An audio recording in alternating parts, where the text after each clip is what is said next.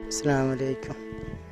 ഞാൻ 5-6 വർഷത്തോളമായി ഡയാലിസിസ് ചെയ്യുന്നുള്ള ആഴ്ചയിൽ 3 പ്രാവശ്യം വെച്ച്. ഇപ്പോൾ ഡോക്ടർ പറയുന്നത് കിഡ്നി മാറ്റി വെക്കാൻ സാമ്പത്തികമായിട്ട് വല്ലാതെ ബുദ്ധിമുട്ടിൽ ഇതാക്കുന്ന നാട്ടുകാരുടെ സഹകരണം കൊണ്ട് ഈ സമയം വരെ പോയി. എല്ലാവരും സഹായിക്കണം. 2 വൃക്കകളും നഷ്ടപ്പെട്ട ആഴ്ചയിൽ 3 ഡയാലിസുകൾ ചെയ്യുന്ന പാവപ്പെട്ടൊരു ചെറുപ്പക്കാരൻ്റെ കഥയാണിത്. അഷ്റഫ് എന്നാണ് അവൻ്റെ പേര്. മഞ്ഞമ്പാറയിലാണ് വീട്.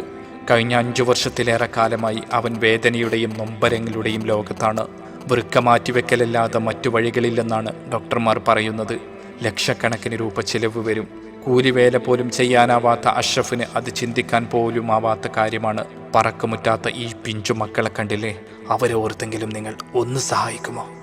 പഴയ ഓടിട്ട വീട്ടിൽ കുടുംബസമേതം ജീവിക്കുകയാണവർ. എന്തോ കാണുമ്പോൾ വല്ലാത്ത സങ്കടം തോന്നിപ്പോകുന്നു.